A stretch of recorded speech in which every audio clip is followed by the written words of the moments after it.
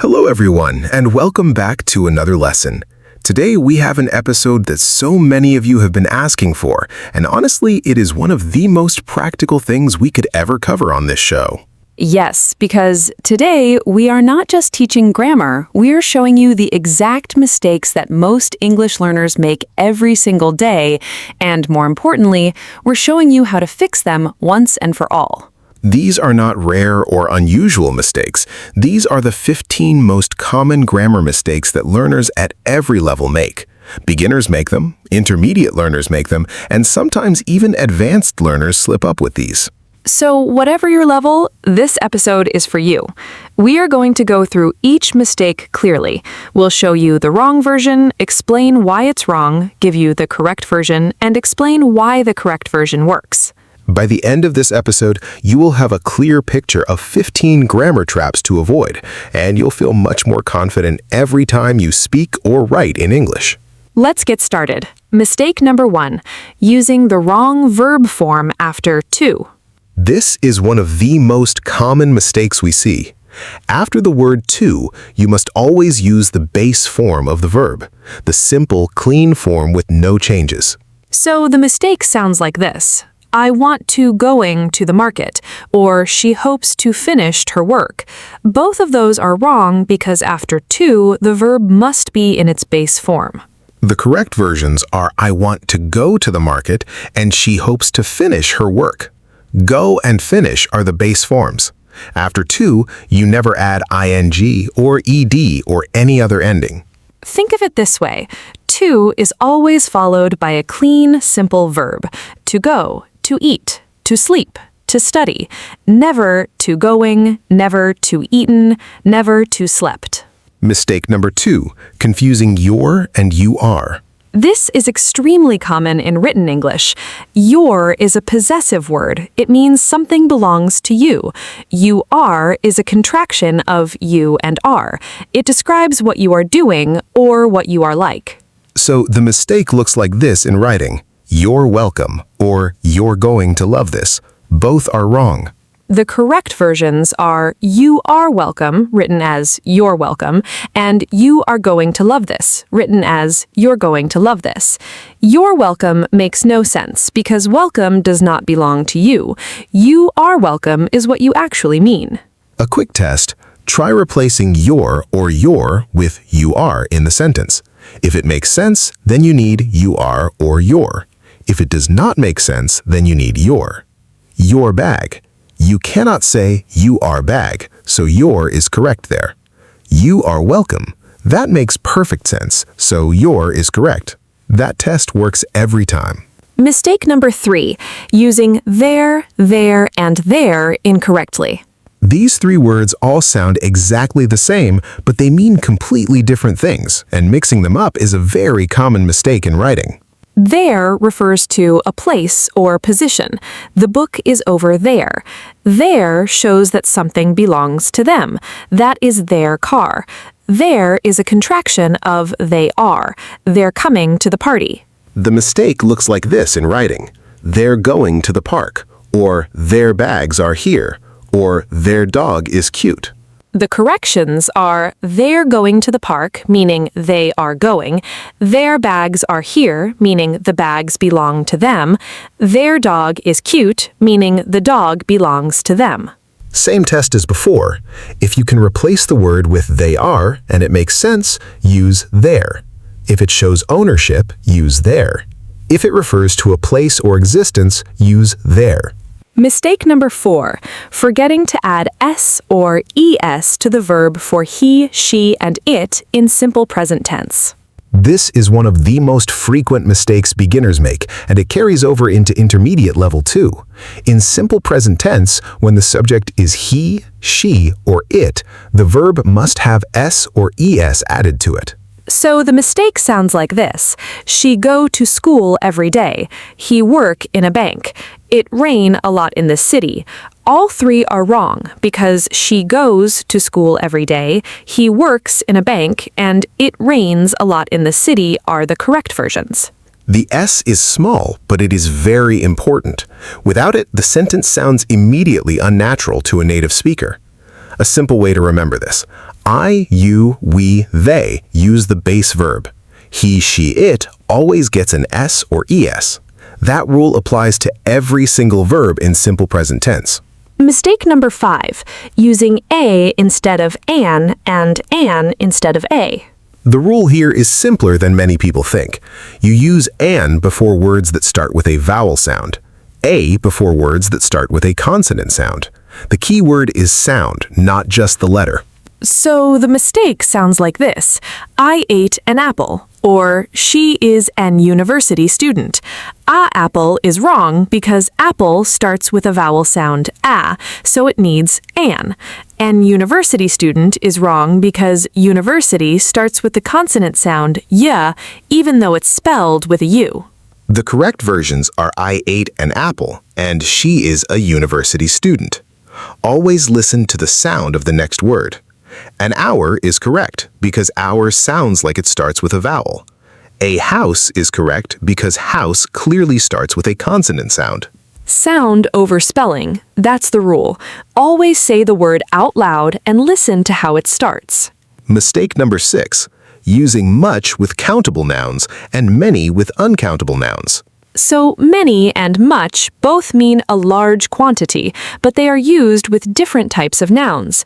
Many is used with nouns you can count: many books, many chairs, many students. Much is used with nouns you cannot count: much water, much time, much money.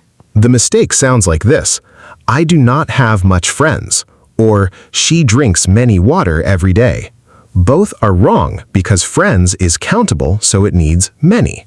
Water is uncountable, so it needs much. The correct versions are I do not have many friends and she drinks much water every day. Or even more naturally, she drinks a lot of water every day, because a lot of works for both countable and uncountable nouns. A lot of is actually a very safe choice when you are not sure whether to use much or many. A lot of books, a lot of water, a lot of time, a lot of people. It works for everything. Mistake number 7, using been and gone incorrectly. This one confuses learners a lot.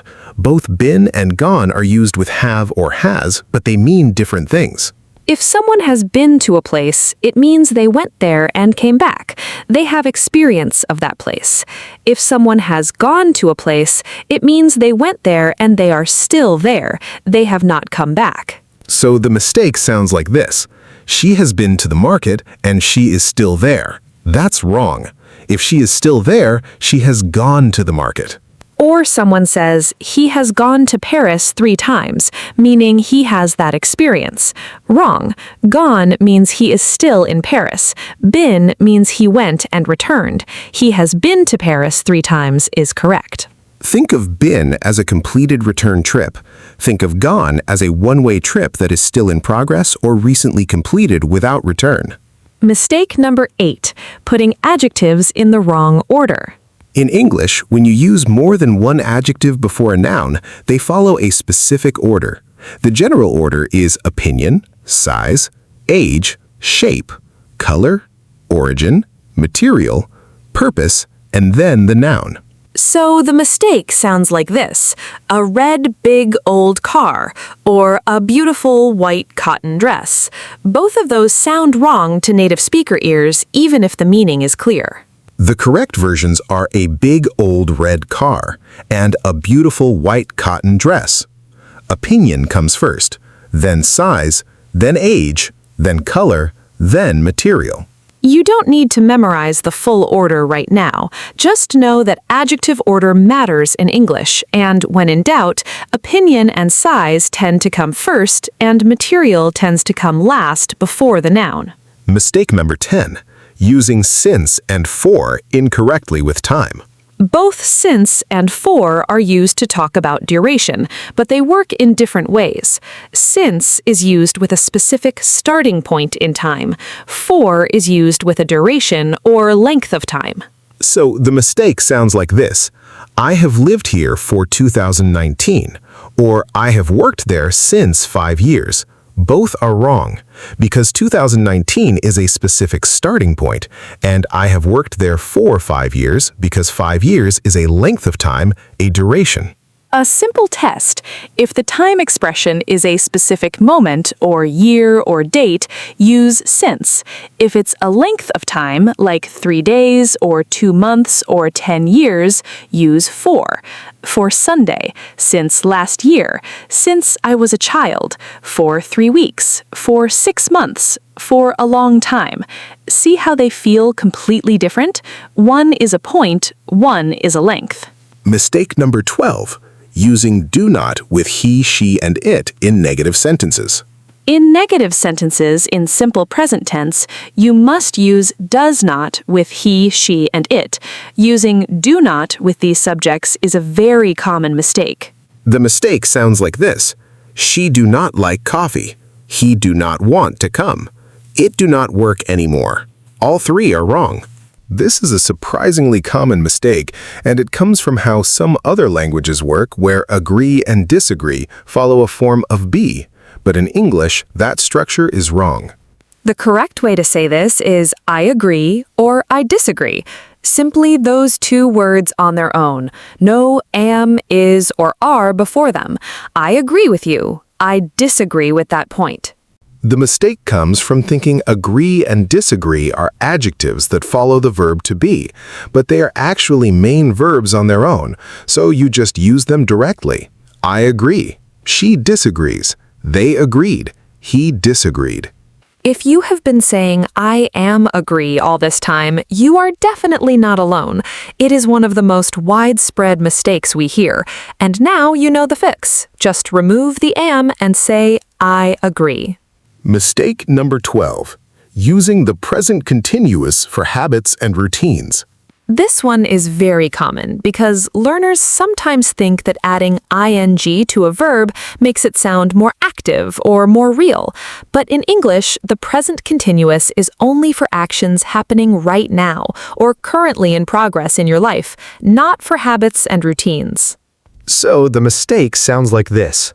I am going to school every day. Or she is eating lunch at noon every day. Both of those use present continuous, but they describe habits and routines. That is wrong. The correct versions use simple present. I go to school every day. She eats lunch at noon every day. Simple present is the right tense for things that happen regularly or always. A useful test. If you can add the word every, always, usually, or never to the sentence naturally, it's probably a habit or routine, and it needs simple present, not present continuous. Mistake number 13. Using the wrong question word order. In English questions, the verb or the helping verb comes before the subject. This is called inversion, and many learners forget to do it, especially in longer questions.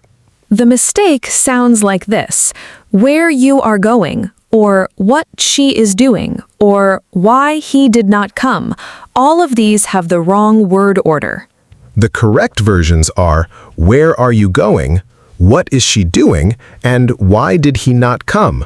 The helping verb are, is, and did all move before the subject. That inversion is what makes it sound like a question in English. And this is one of those mistakes that native speakers notice immediately because the word order of a question is one of the most distinctive features of English grammar. Mistake number 14. Using the before uncountable nouns and abstract nouns in general statements. In English, when you're making a general statement about something in general, you do not use the before uncountable nouns or abstract nouns. The is used for specific things, not general ones. So the mistake sounds like this. The happiness is important in life, or I love the music, or the water is essential for health. When you're talking about happiness, music, and water in general, no the is needed. The correct versions are happiness is important in life, I love music, and water is essential for health. No the before them because these are general statements about the concept as a whole, not about a specific instance. But if you say, the water in this bottle is cold, that's correct, because you're talking about specific water, that particular bottle. The tells us it's specific. No the means general. Specific needs the. General does not need the. That distinction covers so many situations in English. Mistake number 15, confusing make and do. These two verbs cause confusion for almost every English learner because in many languages, one word covers both meanings, but in English, make and do are used in different situations. Generally, make is used when you're creating or producing something. Something new comes into existence. Do is used for tasks, activities, and general actions without a specific product. So the mistake sounds like this. I need to do a cake for the party. Or she makes her homework every evening. Both wrong. The correct versions are, I need to make a cake for the party because you're creating something new, and she does her homework every evening because homework is a task or activity.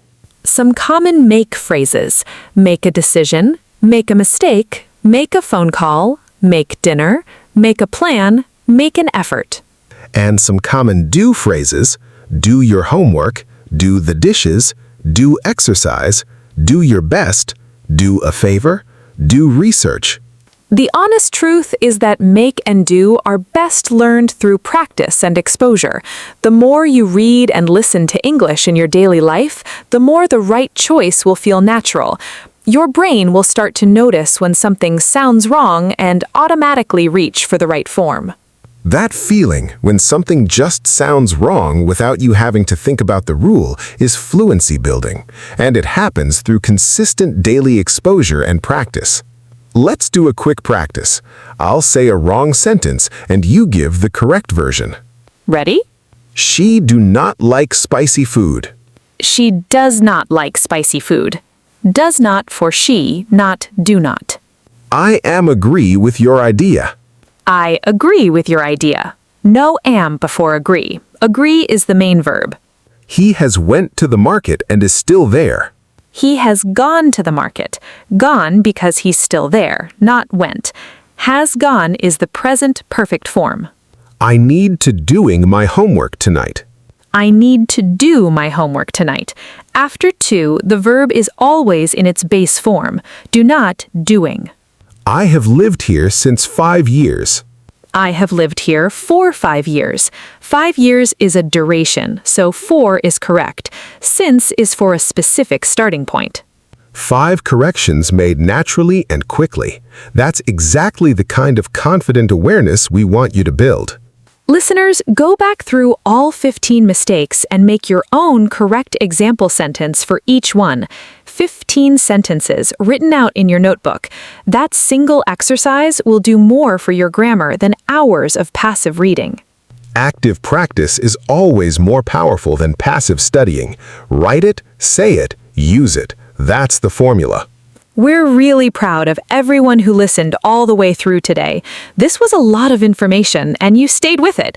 That commitment is exactly what it takes to improve. Every grammar mistake you fix is a step towards clearer, more confident English, and you're clearly serious about taking those steps. Thank you so much for watching English Learner Classes. We truly appreciate every single one of you who shows up to learn and grow with us. Don't forget to subscribe to English Learner Classes for more easy and practical English lessons just like this one. Keep learning, keep improving, and we'll see you in the next lesson.